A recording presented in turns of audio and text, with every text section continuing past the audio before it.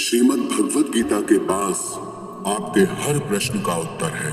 चाहे आपकी कोई भी परेशानी हो, कोई भी इच्छा हो, श्रीमद् भगवत गीता आपके हर प्रश्न का उत्तर देती है, आपकी हर समस्या का हल देती है। चाहे वो परेशानी आपके मन की हो, या धन की हो, या आपके शरीर की हो, या आपके रिश्तों की हो, आपको अपनी हर समस्या का उत्तर श्रीमद् भगवत गीता में जरूर मिलेगा। आज हम उसी श्रीमद् भगवत गीता के ऐसे 11 अनमोल उपदेश आपको बताएंगे जो आपकी पूरी जिंदगी बदल देंगे। बस आप इन बातों को वीडियो के अंत तक ध्यान से सुनिए। जो भी व्यक्ति इस वीडियो को अंत तक सुनेगा, उसे अपनी जिंदगी, उसे अपनी हर परेशानी का हल अवश्य मिलेगा। उसे अपनी जिंदगी में जो कुछ भी चाहिए वो उसे जरूर मिलेगा। श्रीमद् भगवत गीता का सबसे पहला उपदेश यही है कि कोई अगर आपका अपना है या कोई आपसे बड़ा है तो उसका अपने प्रति गलत व्यवहार कभी भी सहन नहीं करना चाहिए। ये गीता का उपदेश हमारी जिंदगी से भी जुड़ा है। हम भी अपने मन की अधिकतर तकलीफों को ये सोचकर जिंदगी भर सहते रहते हैं कि ये तो मेरा अपना है, ये तो मेरा बड़ा है, इसको हम कैसे कुछ कह सकते हैं। हम अगर नहीं सहेंगे, कुछ कह देंगे तो हमारे रिश्ते ही खराब हो जाएंगे, हमारे रिश्ते ही समाप्त हो जाएंगे। पर सोचने की बात यह है कि उस व्यक्ति को आप अपना कैसे मान सकते हैं जो आपकी तकलीफों की वजह हो। अपना तो वो होता है जो हमारी तकलीफों को दूर कर दे। तो गीता का ये उपदेश है कि किसी को भी अपना फायदा मत उठाने दो, किसी को भी खुद पर जुल्म मत करने दो, क्योंकि आप जितना सहेंगे लोग आपको उतना सहने के लिए और मजबूर करेंगे। गीता का पहला अध्याय जिसका नाम अर्जुन विषाद योग और दूसरा अध्याय जिसका नाम सांख्य योग है, उसके आरंभ में अर्जुन ने श्री कृष्ण के आगे अपना दुख प्रकट किया है कि हे केशव, मैं कौरवों से कैसे युद्ध कर सकता हूँ। ये सब तो मेरे अपने ही हैं।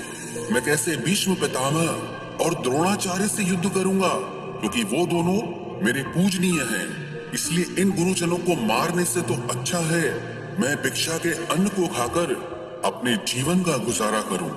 और जिन कौरवों से मैं युद्ध करने जा रहा हूं, वो सब धृतराष्ट्र के पुत्र मेरे भाई ही हैं, मेरे अपने ही हैं।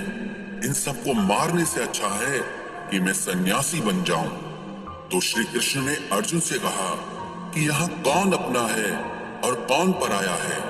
जो अधर्म करता है उसके साथ युद्ध करना तुझे मोक्ष और मुक्ति देगा।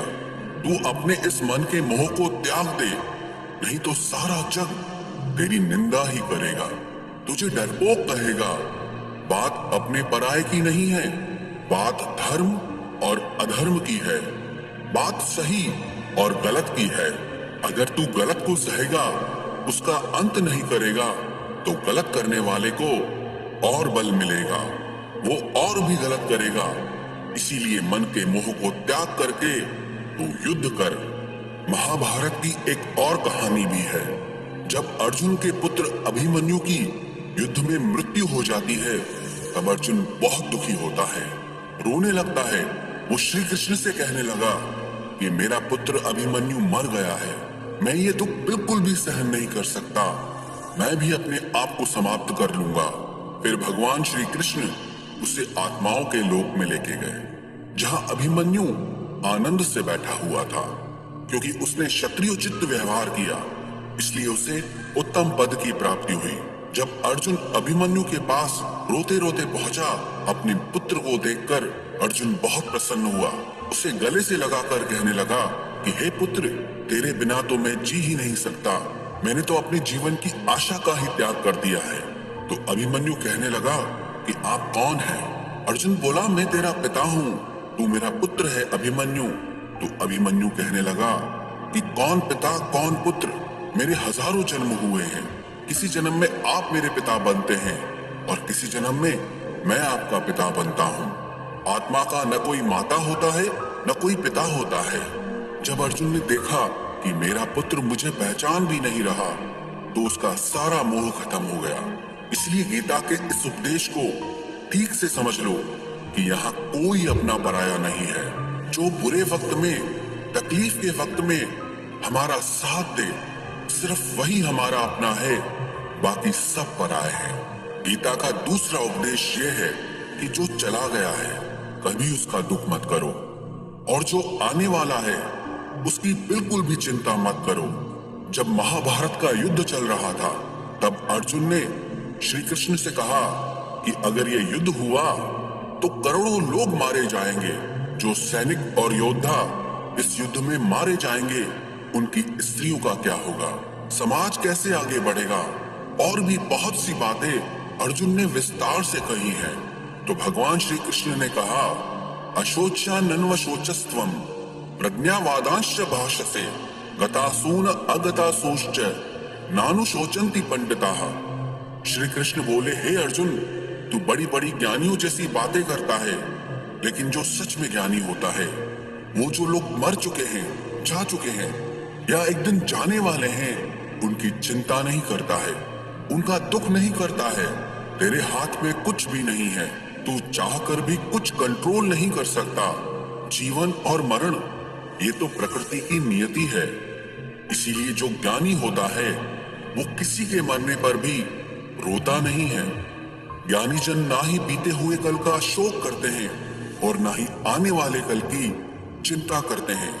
इसीलिए जो होने वाला है वो होकर ही रहता है, और जो नहीं होने वाला है वो कभी नहीं होगा। ऐसा निश्चय जिसको समझ में आ जाता है, जिसकी बुद्धि में आ जाता है, उसे कभी कोई चिंता नहीं सताती, कोई दुख नहीं सताता। हमारे सारे दुखों का कारण ही यही है। या तो हम जो वक्त गुजर चुका है उसे सोच सोच कर परेशान होते रहते हैं, या भविष्य की चिंता कर करके खुद को बीमार कर देते हैं, नष्ट कर देते हैं। गीता का ज्ञान हमें यही सिखाता है कि ना तो हम बीता हुआ कल बदल सकते हैं और ना ही आने वाले कल पर कंट्रोल कर सकते हैं। हमारे हाथ में सिर्फ वर्तमान है, सिर्फ आज का ही पल है।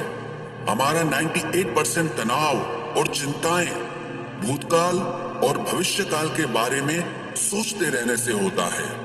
हम हमेशा उसी में ही जीते रहते हैं, मगर वर्तमान में कभी नहीं जीते, इस पल को कभी नहीं जीते। जब आप वर्तमान का पूरा आनंद लेना सीख जाओगे, तभी आपकी जिंदगी से तनाव कम होगा, चिंताएं खत्म होगी। वर्तमान में जीना एक बहुत बड़ी उपलब्धि है। हमारे हाथ में भी सिर्फ आज का ही पल है। हमें जो भी करना है आज ही करना है। कभी भी ये सोचकर समय को नष्ट नहीं करना चाहिए कि अभी मेरे पास बहुत समय बचा है। एक गुरुजी ने अपने एक शिष्य को पारस का पत्थर दिया। उनका वो शिष्य बहुत आलसी था, हर काम को कल पे टाल देता था। तो गुरुजी ने उससे कहा कि मैं तुझे ये पारस पत्थर दे रहा हूं। इस पारस पत्थर से जब तू लोहे को स्पर्श कराएगा तो वो लोहा स्वर्ण बन जाएगा, सोना बन जाएगा। और ये पारस पत्थर मैं तुझे 1 महीने के लिए दे रहा हूं। जब 1 महीना समाप्त हो जाएगा तब मैं तुझसे ये पत्थर वापस ले लूंगा। तब तक तू इस पत्थर को अपने पास ही रख। गुरुजी का वो शिष्य बाजार में लोहा खरीदने के लिए गया। जब बाजार में वो लोहा खरीदने पहुंचा तो उसे लोहे का वो रेट बहुत महंगा लगा। उसने कहा थोड़े दिन रुक के ले लूंगा, जब लोहे का रेट कम हो जाएगा। पर उसकी बुद्धि में ये बिल्कुल नहीं आया कि इस लोहे को मैं सोना बनाकर बहुत अधिक धन बना सकता हूँ। लेकिन उसके मन की सुस्ती, उसके मन का आलस्य, उसकी वजह से उसने उस काम को कल पे टाल दिया। ऐसे ही करते करते पूरा महीना समाप्त हो गया। फिर गुरुजी उस शिष्य के पास आ पहुंचे कि बताओ तुमने कितना सोना बनाया। शिष्य बोला कि मैंने तो अभी सोना बनाना शुरू भी नहीं किया। तो गुरुजी ने कहा मुझे मेरा वो पारस पत्थर वापस चाहिए। शिष्य बोला कि नहीं, मुझे थोड़ा वक्त दीजिए, मैं थोड़ा सोना बनाना चाहता हूँ। गुरुजी ने कहा कि ये पारस पत्थर पूरा 1 महीना तेरे पास था पर तू कुछ नहीं कर पाया, लेकिन अब समय समाप्त हो चुका है। ऐसे ही ये हमारा जीवन है, हमारी जिंदगी है, और ये समय ही पारस पत्थर है। हम समय के एक एक पल से अपने जीवन को सोना बना सकते हैं, लेकिन हमें ये लगता है कि हमारे पास बहुत समय बचा है।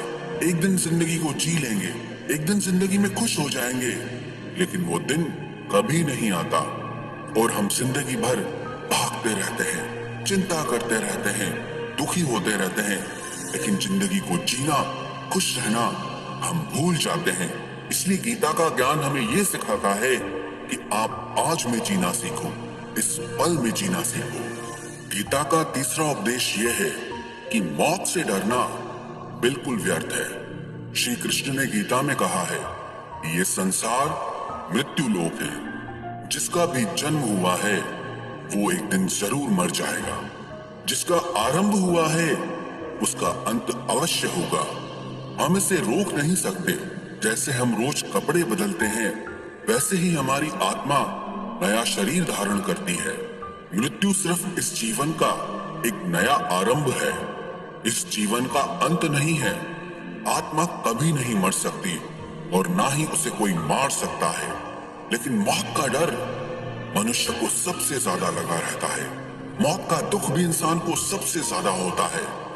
एक पेड़ में दो पक्षियों का जोड़ा रहता था। उन दोनों को एक दूसरे से बहुत प्रेम था।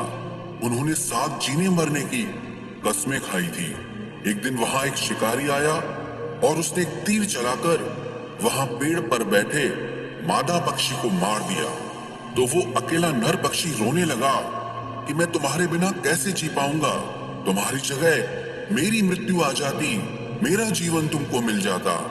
वो रो रो के बहुत विलाप करने लगा। इतने में ही उस शिकारी ने दूसरा तीर चलाया और उस नर पक्षी को भी मार दिया। वास्तविकता में ये कहानी हमारी ही है। हम भी रोते रहते हैं जब कोई मरता है तो, लेकिन हमें ये नहीं पता कि एक न एक दिन हमारा भी जीवन समाप्त हो जाएगा। हम भी उसी मृत्यु के पेड़ पे ही बैठे हैं, लेकिन शरीर का मिटना हमारा अंत नहीं है। श्री कृष्ण ने अर्जुन से कहा कि हे अर्जुन, तेरे और मेरे अनंत जन्म हुए हैं। तुझे कुछ भी याद नहीं है, लेकिन मुझे सब याद है। जो व्यक्ति इस सत्य को समझ ले कि मैं यहाँ इस संसार में कुछ समय के लिए आया हूँ, उसकी जिंदगी के सारे झगड़े, सारे दुख, सारी चिंताएं ही समाप्त हो जाएंगी। जब इस संसार से जाना ही है तो दुख किस बात का। पहले के जमाने में साधु महात्मा लोग पैदल यात्रा करते थे। यात्रा करते करते वो एक नगर में पहुंचे। वो महात्मा बहुत थक चुके थे। उस नगर में उन्होंने एक महल देखा और उन्होंने उस महल में जाकर विश्राम करने का सोचा और वो महल में जाकर सो गए। जब उस महल में वहां का राजा पहुंचा तो अपने पलंग पर उस महात्मा को सोता देखकर बहुत हैरान हो गया। राजा उस महात्मा से पूछने लगा कि तुम मेरे महल में कैसे घुस आए और मेरे बिस्तर पर सो रहे हो। महात्मा कहने लगा, ये तुम्हारा महल है, मुझे तो लगा ये धर्मशाला है। तो राजा ने कहा, आपको मेरा महल धर्मशाला कैसे लगा? तो महात्मा ने राजा से प्रश्न किया कि तुमसे पहले इस महल में कौन रहता था? तो वो राजा बोला कि मुझसे पहले मेरे पिता यहाँ पर रहते थे और उससे पहले मेरे दादाजी यहाँ पर रहते थे। तो महात्मा ने फिर प्रश्न किया कि क्या तुम इस महल में हमेशा रहोगे या तुम्हारे बाद कोई और रहेगा?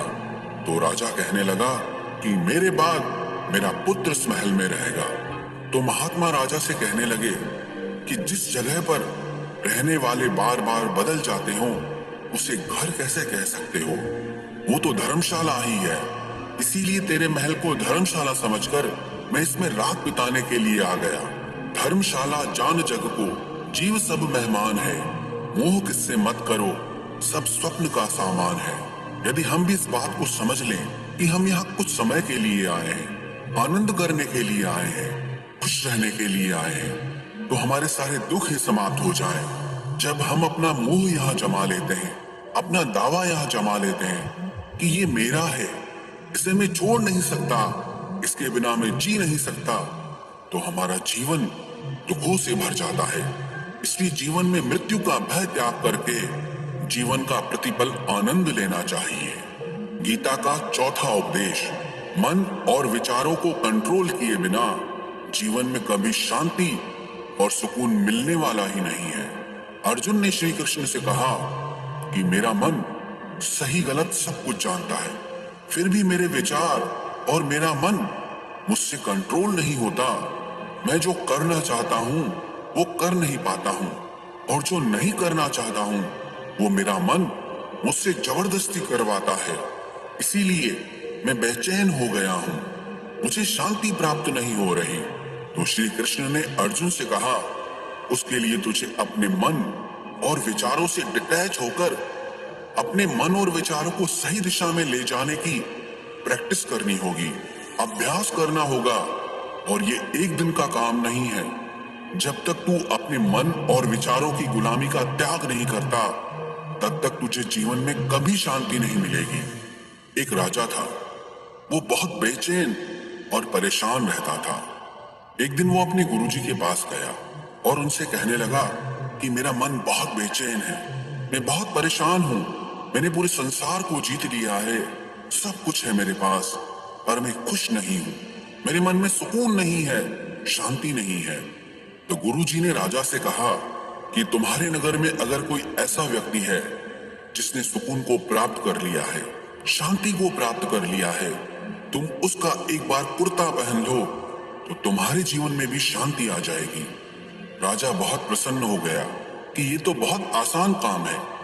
वो अपने राजमहल में आया और राजसभा में वो सबसे कहने लगा कि आप लोगों में से जो भी शांत हो चुका हो, जिसे सुकून मिल गया हो, वो अपना कुर्ता मुझे दे दे। वो बदले में जितना भी धन मांगेगा मैं उसे दे दूंगा। सब लोग एक दूसरे का मुंह देखने लगे। पैसों का लालच आया, लेकिन सबको एक दूसरे की सच्चाई पता थी, क्योंकि किसी की जिंदगी में भी शांति और सुकून नहीं था। सब अपना सर झुकाकर वहां पर खड़े हो गए। फिर उस राजा ने पूरे नगर में ढिंढोरा पिटा दिया कि जिसे भी शांति प्राप्त हो चुकी हो, सुकून प्राप्त हो चुका हो, वो मेरे पास आकर अपना कुर्ता दे दे। वो जितना कहेगा उससे उतना ही धन दिया जाएगा। लेकिन एक भी व्यक्ति ऐसा नहीं मिला जिसे शांति प्राप्त हो चुकी हो। वास्तविकता में जब कोई मरता है तब हम कहते हैं कि वो फलां व्यक्ति आज शांत हो गया। कभी किसी जिंदा इंसान के लिए नहीं सुना कि एक जीता जागता इंसान शांत हो गया है। राजा के सैनिक पूरे शहर में ढूंढते रहे, फिर उन्हें पेड़ के नीचे एक महात्मा तपस्या करता दिखा, जिसके चेहरे पे एक शांति थी, सुकून था। वो सैनिक उस महात्मा के पास आकर पूछने लगे कि क्या आपने शांति प्राप्त कर ली है, सुकून प्राप्त कर लिया है? महात्मा ने कहा, मैं पूरी तरह से शांत हूँ। तो सैनिक उसे राजा के पास ले आए।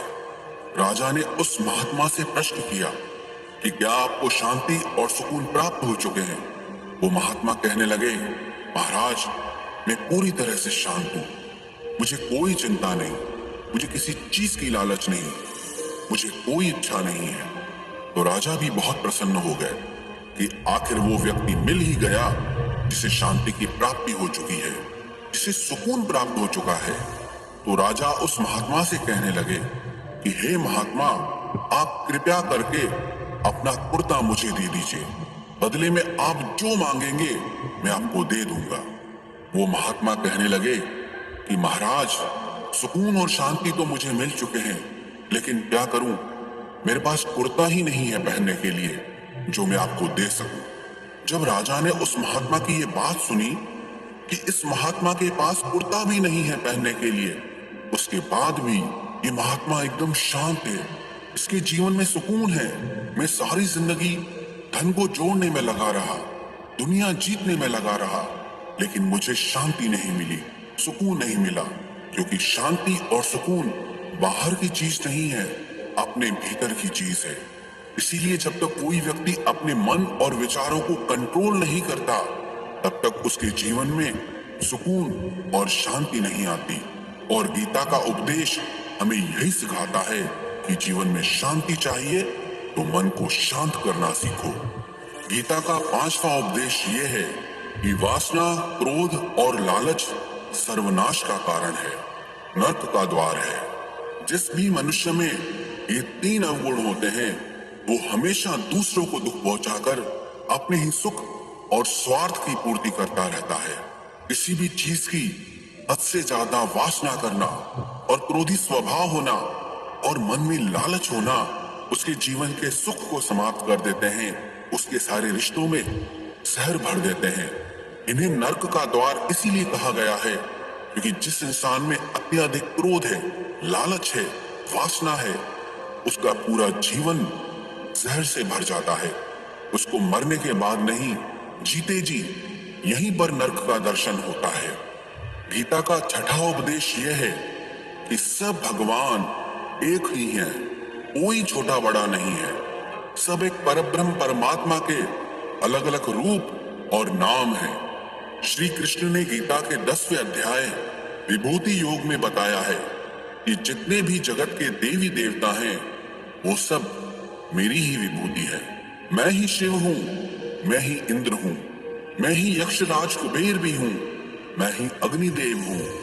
देवताओं के गुरु बृहस्पति भी मैं हूँ, समुद्र भी मैं ही हूँ, अक्षरों में ओम भी मैं ही हूँ, काल का महाकाल भी मैं ही हूँ, सारे जगत का नाश, उत्पत्ति और पालन करने वाला भी मैं ही हूँ। श्री कृष्ण ने अर्जुन से कहा कि मेरी विभूतियों का कोई अंत नहीं है, इसलिए सब भगवान, सब नाम, सब देवता मेरे ही रूप हैं। इसीलिए तू किसी भी देव या ईश्वर में कभी भेद बुद्धि मत करना, कभी किसी को छोटा बड़ा मत समझना। और गीता का उपदेश हमें ये सिखाता है कभी भी किसी दूसरे के इष्ट को छोटा नहीं समझना चाहिए या इस बात पर झगड़े फसाद नहीं करने चाहिए कि कौन बड़ा है और कौन छोटा है। गीता का 7वां उपदेश ये है, सुख की इच्छा ही आखिर में हमारे दुखों का कारण बनती है। श्री कृष्ण ने अर्जुन से कहा कि मनुष्य जितना सुखों की लालसा और इच्छा करता है उतना ही उसकी इंद्रियां सुख भोग में आसक्त हो जाती है, उतना ही इंसान का मन संसार के सुख और आकर्षण का गुलाम बन जाता है। और जितना सुख के पीछे भागेगा उतना ही उसे दुख के अनुभव से भी गुजरना पड़ेगा, क्योंकि ये संसार का नियम ही है। जो चीजें शुरू में मन को बहुत आकर्षित करती हैं बाद में बहुत दुख देती हैं, और जो चीजें शुरू में मुश्किल लगती हैं, कठिन लगती हैं, बाद में हमें बहुत काम आती हैं।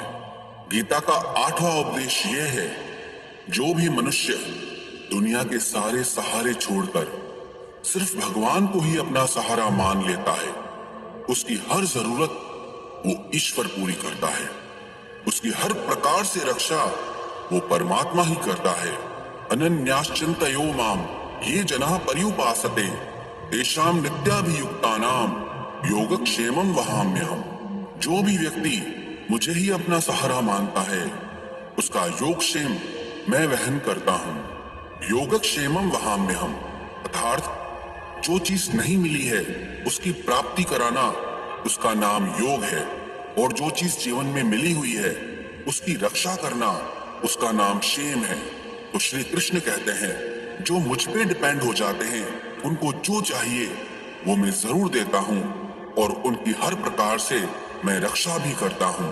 गीता का 9वां उपदेश यह है कि इस संसार में हमारा कुछ भी नहीं है।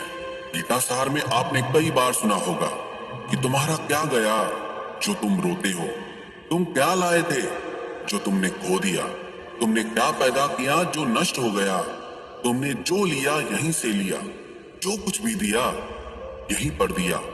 जो आज तुम्हारा है कल किसी और का होगा, क्योंकि परिवर्तन इस संसार का नियम है।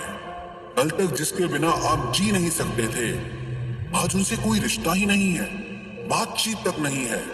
कहाँ गए वो जीवन भर के सारे रिश्ते, वो सारे मित्र जो साथ जीने मरने की बातें करते थे, आज पता भी नहीं कि वो लोग कहाँ चले गए। ये संसार परिवर्तनशील है, सब लोग यहाँ बदल जाते हैं, हर रिश्ता बदल जाता है, और तो और ये हमारा शरीर भी हर दिन बदल रहा है। बचपन से जवानी, जवानी से बुढ़ापा, और एक दिन ये शरीर हमारा साथ छोड़ देता है। तो किसके लिए रोना और किसकी चिंता करना। हम सारी जिंदगी चीजों को, रिश्तों को, जिंदगी को बनाने में, सजाने में, संवारने में लगे रहते हैं, लेकिन एक दिन सब कुछ बिखर जाता है।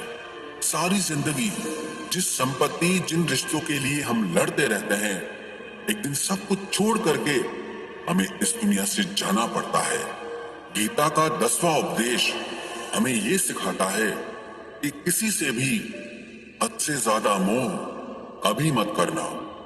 श्री कृष्ण ने गीता का पूरा ज्ञान ही अर्जुन के मोह को नष्ट करने के लिए कहा है। ये मोह ही है जो इंसान को सबसे ज्यादा रुलाता है। मोह इतना बलवान है कि शेर जैसे इंसान को भी गीदड़ बना देता है। जो अर्जुन युद्ध में देवताओं से भी जीत गया, पर अपने रिश्तेदारों को युद्ध में देखकर उसका हाथ कांपने लगा।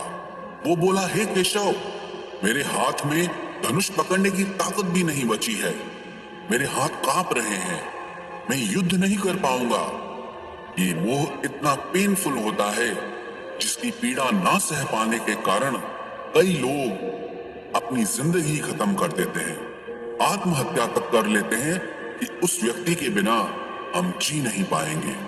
जीवन में किसी से भी हद से ज्यादा मोह करोगे तो जीवन भर पीड़ा का ही सामना करना पड़ेगा। जो व्यक्ति अपने मोह से बाहर नहीं आता, उसका सब कुछ उससे छिन जाता है, उसकी सारी खुशी खत्म हो जाती है। इसीलिए गीता का ज्ञान बार बार यही सिखाता है कि अपने मन के मोह को त्याग करके आप बलवान बनो, बुद्धिमान बनो, सत्य के दर्शन करो कि वास्तविकता क्या है। क्योंकि हमारा मोह हमें हमेशा झूठ ही दिखाता है, झूठ पे ही विश्वास दिलाता है और दिल में झूठी उम्मीदें जगाता है। और ये ही हमारे दुखों का सबसे बड़ा कारण है। हम ही मोह कर लेते हैं, हम ही लोगों से उम्मीदें लगा बैठते हैं, पर वास्तविकता बिल्कुल अलग होती है। लोग वैसे नहीं होते जैसे हम मान लेते हैं, जैसा हम समझ लेते हैं, क्योंकि मोह के कारण हमें सच्चाई नहीं दिख पाती, लोगों का असली चेहरा नहीं दिख पाता। इसीलिए गीता का उपदेश हमें ये सिखाता है कि जीवन में अगर आनंद और प्रसन्नता से रहना है तो किसी में भी हद से ज्यादा मोह कभी मत करना। गीता का 11वां उपदेश ये है कि इस दुनिया में अगर आए हो तो दुख तो मिलेगा ही मिलेगा। दुख से कभी घबराना मत, दुख से कभी डरना मत। श्री कृष्ण ने गीता में कहा है कि ये संसार दुखालयम अशाश्वतम है, अर्थात ये संसार दुखों का घर है। जैसे औषधालय में औषधि मिलती है, पुस्तकालय में पुस्तकें मिलती है, चिकित्सालय में चिकित्सा होती है, वैसे इस संसार को भी श्री कृष्ण ने एक नाम दिया है, दुखालय, जहां पर दुख मिलता हो। दुख तो यहाँ हर किसी के जीवन में आता ही है, लेकिन अगर दुख आया है तो सुख भी आएगा।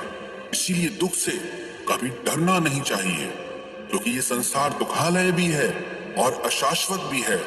अशाश्वत का मतलब ही यही होता है कि यहाँ परमानेंट कुछ भी नहीं है, यहाँ सब कुछ बदल जाता है। दुख सुख में बदल जाता है और सुख दुख में बदल जाता है। सम्मान अपमान में और अपमान सम्मान में बदल जाता है। खुशी दर्द में और दर्द खुशी में कभी भी बदल जाती है। जीत हार में और हार जीत में यहाँ कभी भी कुछ भी बदल सकता है। कुछ भी परमानेंट नहीं है, ना ही हम परमानेंट हैं, ना ही हमसे जुड़ी कोई चीज यहाँ पर परमानेंट है, क्योंकि ये संसार अशाश्वत है, शाश्वत नहीं है। यहाँ सब कुछ बदलने वाला है, यहाँ कुछ भी परमानेंट नहीं रहेगा। तो आपका दुख भी परमानेंट नहीं रहेगा, इसीलिए दुख से कभी भी डरना नहीं चाहिए। गीता का ये उपदेश हजारों साल पुराना है, लेकिन आज भी नए से नया है। पूरे विश्व में गीता को सबसे ज्यादा पढ़ा गया है और सबसे कम समझा गया है। श्रीमद् भगवत गीता के ये उपदेश अगर कोई व्यक्ति ठीक से समझ ले और उसे अपनी जिंदगी में उतार ले तो ये पक्की बात है, वो अपनी जिंदगी में जो चाहे वो हासिल कर सकता है। अपने जीवन की हर समस्या से वो एक पल में बाहर आ सकता है। श्रीमद् भगवत गीता के इस दिव्य उपदेश को हमें बार बार सुनना चाहिए और रोज सुनना चाहिए। जब भी जीवन में कोई चिंता या परेशानी आए तो एक बार इस उपदेश को जरूर सुन लेना और मन में ये विश्वास रखना कि गीता का ये उपदेश आपकी जिंदगी की हर परेशानी में आपको राह अवश्य दिखाएगा।